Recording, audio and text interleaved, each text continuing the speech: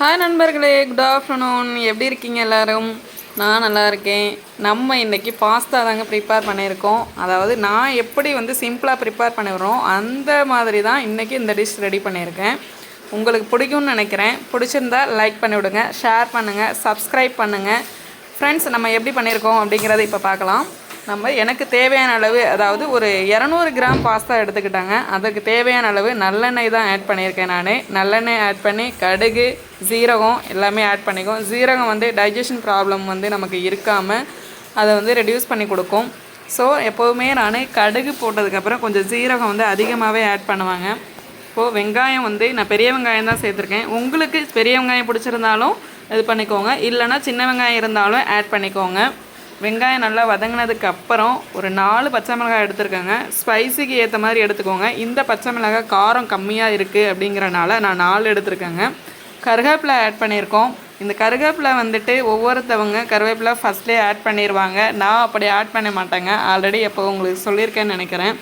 ஃபஸ்ட்டே காஞ்ச எண்ணெயில் நல்லா ஹீட்டில் போடும்போது அது என்ன ஆகுது அப்படின்னா ரொம்ப ட்ரை ஆகிடுது. அப்படிங்கிறனால நான் எப்போவுமே ஆனியன் போட்டதுக்கப்புறம் தான் அந்த வெங்காயம் அதாவது வெங்காயம் நல்லா வதங்கினதுக்கு அப்புறம் கருவேப்பிலை போடுவாங்க.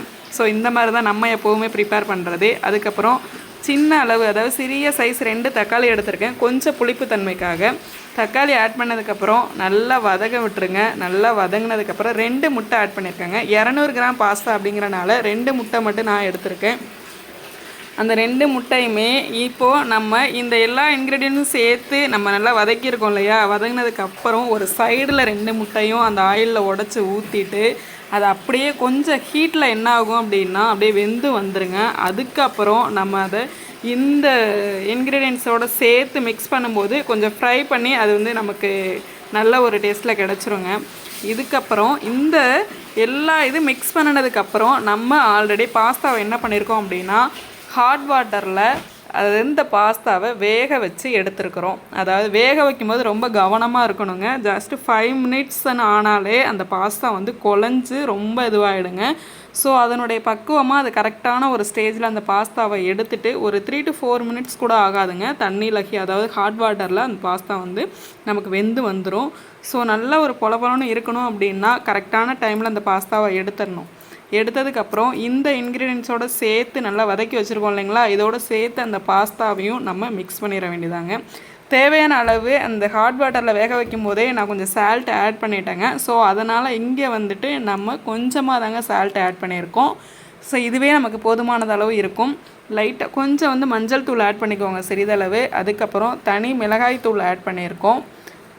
இந்த மிளகாய் தூளோடு சேர்த்து உங்களுக்கு வேறு சாம்பார் பொடியோ இல்லை அதர் மசாலா பொருட்கள் சேர்க்கணும் அப்படின்னா நீங்கள் சேர்த்துக்கோங்க. நான் அந்த சேர்க்குற பழக்கம் இல்லைங்க. எங்களுக்கு இந்த டேஸ்ட்டே பிடிச்சிருக்கு அப்படிங்கிறனால நான் அந்த இது எப்போவுமே சேர்க்க மாட்டேங்க. தனி மிளகாத்தூள் மட்டும் லைட்டாக ஆட் பண்ணிக்குவேன் ஸ்பைசிக்காக. ஸோ இதுக்கப்புறம் பார்த்தோம் அப்படின்னா இந்த பாஸ்தாவை நம்ம வேக வச்சுருக்கோம் இல்லையா, அதை எடுத்து மிக்ஸ் பண்ணி அப்படியே ஒரு 2 கிளறிட்டு எல்லா பக்கமும் ஸ்ப்ரெட் ஆகிற மாதிரி கிளறி விட்டுட்டோம் அப்படின்னா நமக்கு இப்போது பாஸ்தா ரெடி ஆயிடுச்சுங்க. இங்கே பாருங்கள், செம்ம டேஸ்டியாக இருக்குங்க. ஆனால் இந்த மாதிரி ஒன் டைம் நீங்கள் ட்ரை பண்ணி பாருங்கள். இஞ்சி பூண்டு பேஸ்ட்டு போடுவாங்க. நான் இன்றைக்கி போடலைங்க. ஏன் அப்படின்னா அந்த இஞ்சி பூண்டு பேஸ்ட்டு நம்ம பசங்களுக்கு அந்த டேஸ்ட்டு நான்வெஜ்ஜோடைய டேஸ்ட்டில் வருது அப்படிங்கிறனால நம்ம பசங்க எடுத்துக்க மாட்டாங்கங்கிறனால நான் என்ன பண்ணியிருக்கேன் அப்படின்னா இஞ்சி பூண்டு பேஸ்ட்டு போடலைங்க.